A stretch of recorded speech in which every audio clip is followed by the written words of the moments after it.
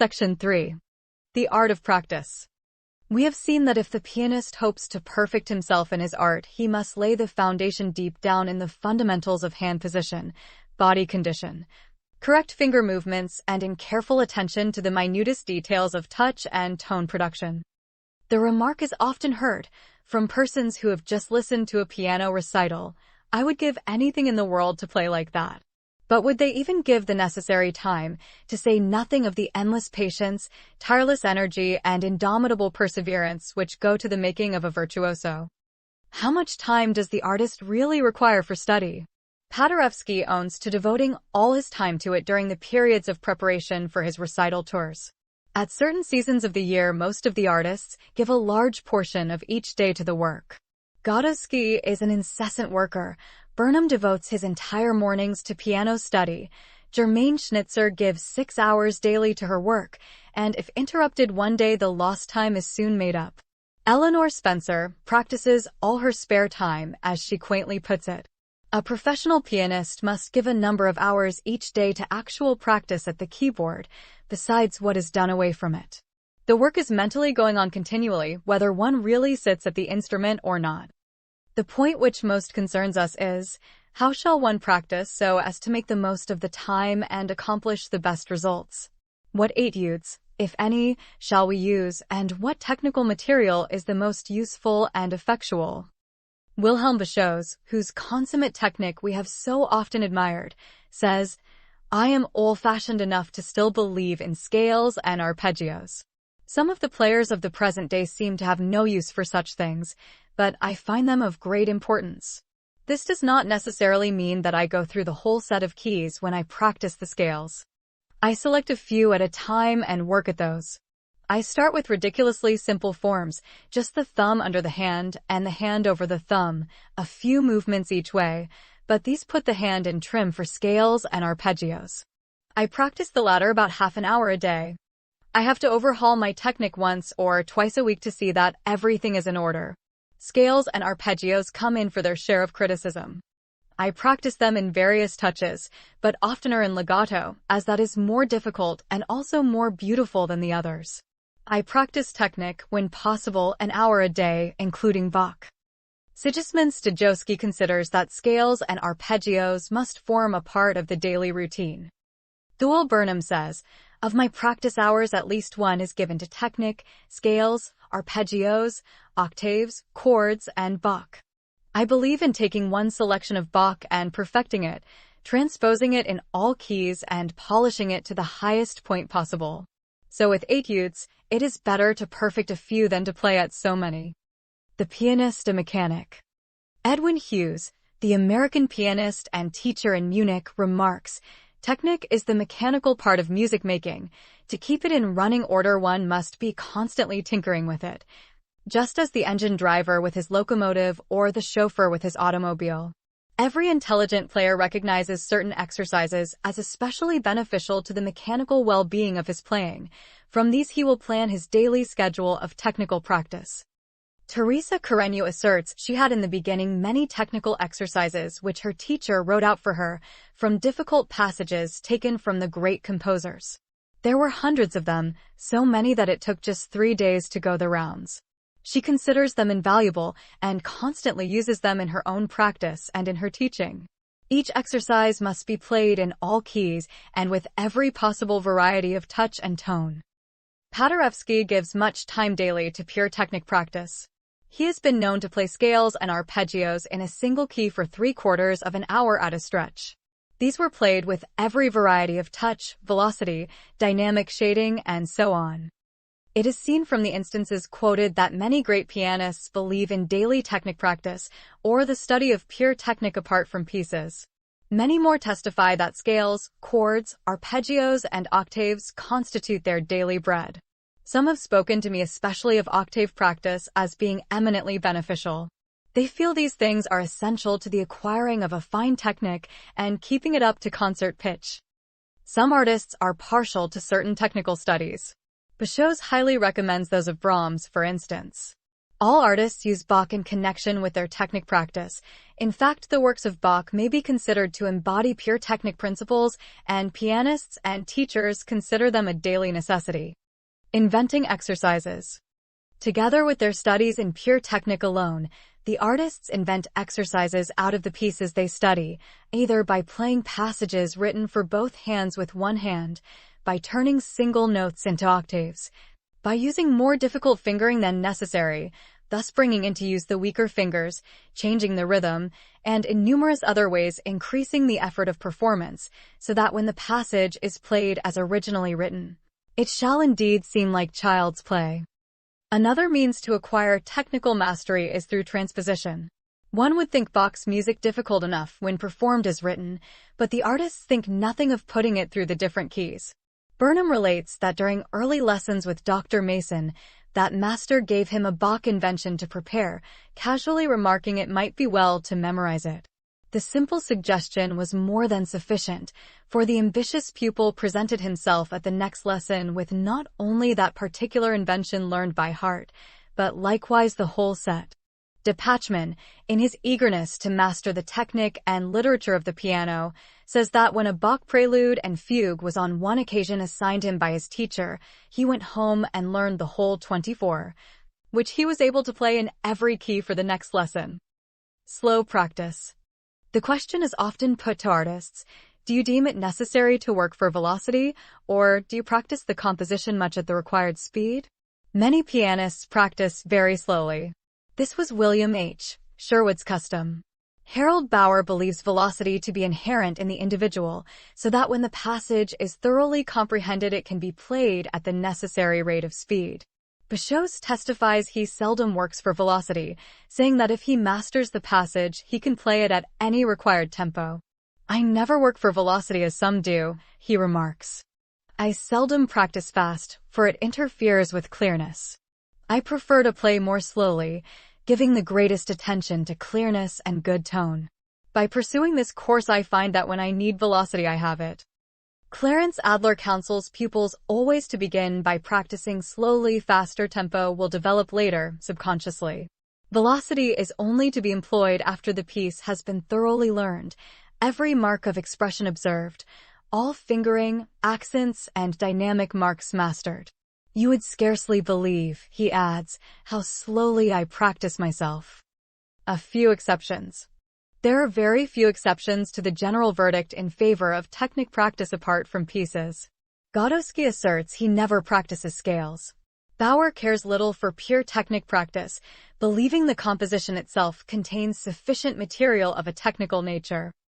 Whether or not these brilliant exceptions merely prove the rule, the thoughtful student of the piano must decide for himself. He has already discovered that modern piano playing requires a perfect technique, together with the personal equation of vigorous health, serious purpose, and many-sided mentality. Madame Ryder-Possart says, technique is something an artist has to put in the background as something of secondary importance, yet if he does not possess it he is nowhere. The student will not overlook the fact that to acquire the necessary technical control, he must devote time and thought to it outside of piece playing. He must understand the principles and follow out a certain routine in order to secure the best results in the quickest and surest way. While each one must work out his own salvation, it is an encouragement to know that even the greatest artists must toil over their technique, must keep eternally at it, must play slowly, must memorize bit by bit. The difference between the artist and the talented amateur often lies in the former's absolute concentration, perseverance, and devotion to the highest ideals. Section 4. How to memorize.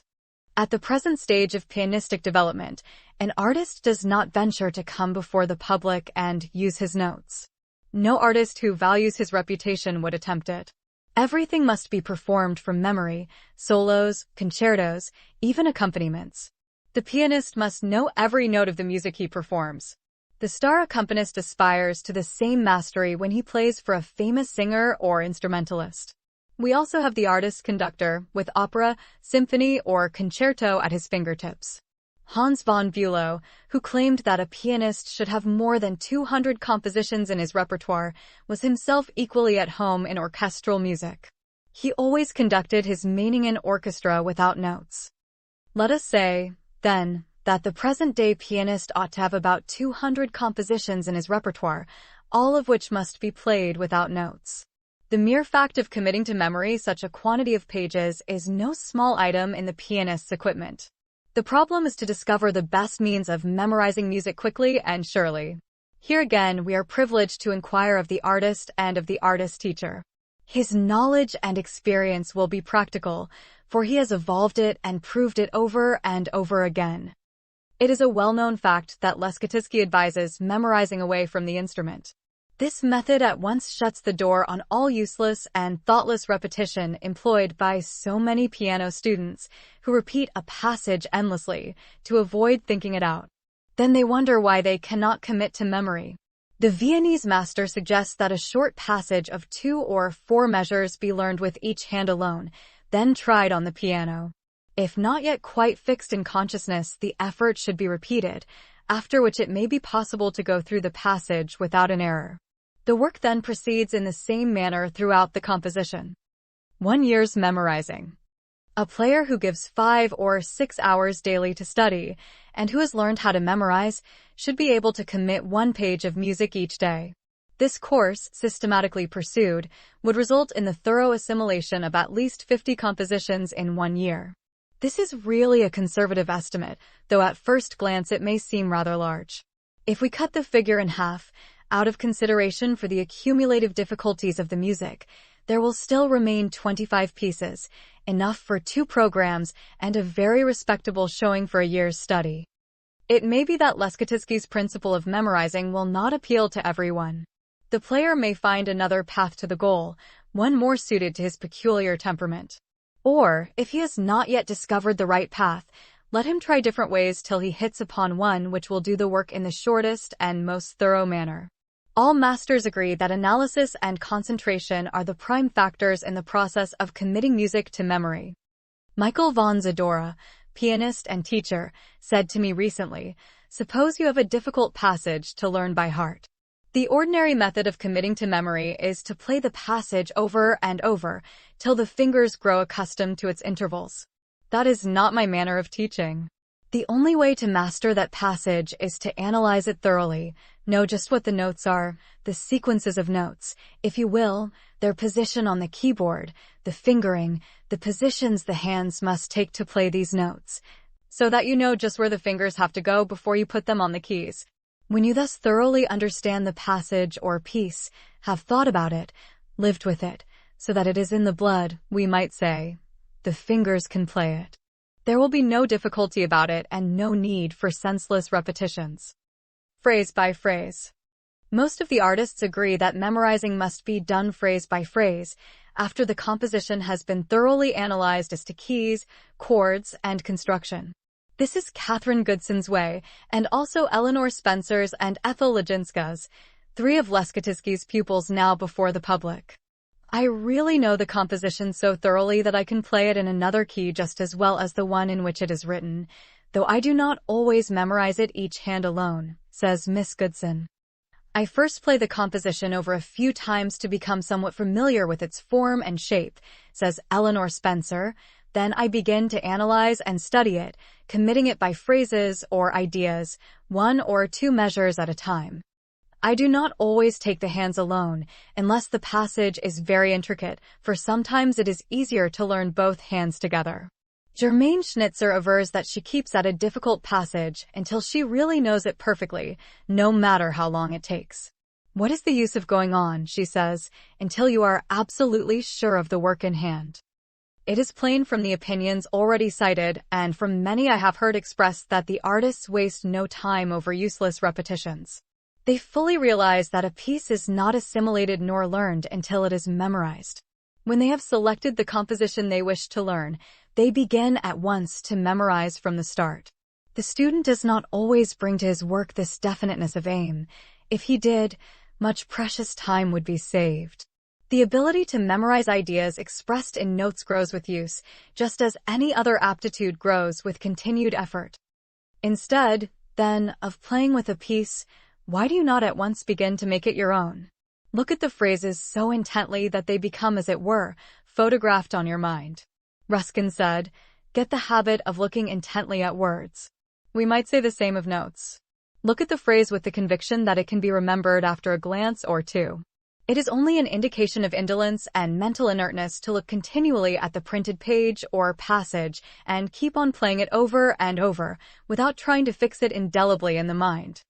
In my work as teacher, I constantly meet students, and teachers too, who do little or no memorizing.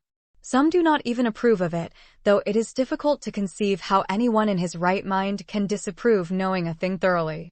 The only way to know it thoroughly is to know it by heart. Constant repairs necessary. A repertoire once committed must be constantly kept in repair. The public player, in his seasons of study, generally has a regular system of repetition, so that all compositions can be gone over at least once a week. One artist suggests that the week be started with the classics and concluded with modern compositions and concerted numbers. Thus each day will have its allotted task. The pieces are not merely to be played over, but really overhauled, and all weak places treated to a dose of slow, careful practice using the printed pages.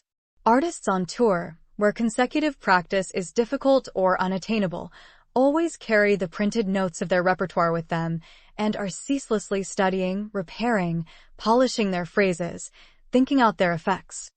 To those who wish to become pianists, I would say, keep your memory active through constant use. Be always learning by heart. Do it systematically, a little at a time. So, it will be daily progress. So your repertoire is built. Section B. Rhythm and tone color in piano playing. How shall two such opposites as rhythm and tone color be connected, even in name, some will ask. One belongs to the mechanical side of piano playing, while the other appertains to the ideal, the poetic, the soulful. The two subjects, however, are not so wide apart as might at first appear, for the beauty and variety of the second depends largely upon the mastery of the first. You must play rhythmically before you can play soulfully. You must first be able to keep time before you can attempt to express color and emotion through any fluctuation of rhythm. One depends on the other. Therefore, time and rhythm come first. When these are well under control, not before, we can go further and enter the wider field of tonal variety. Rhythm is one of the pianist's most important assets, something he cannot do without. It might be said that the possession of a well-developed rhythmic sense is one point in which the artist differs greatly from the amateur. The latter thinks nothing of breaking the rhythm at any time and place that suits his fancy, while the artist is usually conscientious about such matters, because his time sense is more highly developed. A perfect time sense is often inherent in the artist, a part of the natural gift which he has cultivated to such a high state of achievement. It may be he has never had any difficulty with this particular point in piano playing, while the amateur has constantly to struggle with problems of time and rhythm. The metronome. When the subject of using such a mechanical aid as the metronome to cultivate rhythmic sense is broached to the executive artist, it does not always meet with an assenting response. With such bred-in-the-bone sense of time as the artist commands, it is little wonder he takes no great interest in mechanical time beating. Joseph Hoffmann's censure of the metronome was probably due to his inborn rhythmic and artistic sense, yet his words have doubtless had their effect on many students who, lacking his sense of rhythm, would have been greatly benefited by its use. Godowsky, when asked his opinion of the metronome, replied, "I assuredly approve of its use. I have even devoted a chapter to the metronome in the Progressive series, my great work on piano playing." Edwin Hughes remarks, "If pupils have naturally a poor sense of rhythm, there is no remedy equal to practicing with the metronome, using it daily until results are evident, when there can be a judicious letting up of the discipline." The mechanical sense of rhythm, the ability to count and to group the notes of a piece correctly, can be taught to any person, if one has the patience, but for the delicate rhythmic nuances required by a Chopin mazurka or a Viennese valse, a special rhythmic gift is necessary. Artists and teachers who have come under Leschetizky's influence and use his principles are generally in favor of the metronome, according to their own testimony. The fact is, they as teachers often find such deficiency in their pupils on the subject of time sense and accuracy in counting, that they are forced to institute strict measures to counteract this lack of rhythmic comprehension. Granting, then, that the correct use, not the abuse, of the metronome is of great assistance in establishing firm rhythmic sense, let us turn our thought to the fascinating subject of tone color. When de Pachmann affirmed that he uses certain fingers to create certain effects, the idea was thought to be one of the eccentric pianist's peculiar fancies. Other players, however, have had the same thought and have worked along the same line, the thought that on the fingering used depends the quality of tone. For instance, you might not play an expressive melody with a consecutive use of the fifth finger, which is called a cold finger by Thole Burnham. He would use instead the third, a warm finger, to give out a soulful melody. Tonal variety.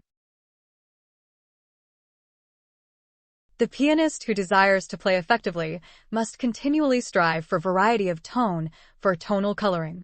These can be studied in scales, chords, arpeggios, and other technical forms. The singer seeks to make a tone of resonant color, not a straight, flat tone. The pianist, on his part, endeavors to give color and variety to his playing in the same way. Harold Bauer thinks variety must be secured by the contrast of one tone with another. Even a very harsh tone may be beautiful in its right place, owing to its relation to other tones and its ability to express an idea.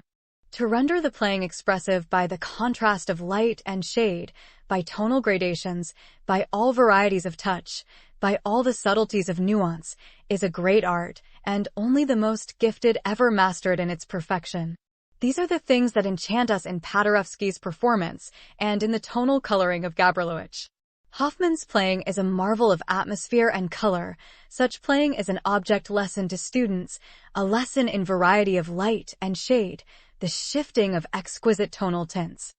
The sensitive musician is highly susceptible to color effects in nature, in art, or in objects about him. Certain colors attract him, for he sees an affinity between them and the tonal effects he strives to produce. Other colors repel, perhaps for the opposite reason. Brilliant red is a warlike color and finds analogous expression in such pieces as Chopin's Polonaise Militaire and MacDowell's Polonaise. We cannot help feeling the color red when playing such music. Soft pink and rose for love music, tender blues and shades of gray for nocturnes and night pieces are some of the affinities of tone and color. Warm shades of yellow and golden brown suggest an atmosphere of early autumn, while delicate or vivid greens give thoughts of spring and luscious summer.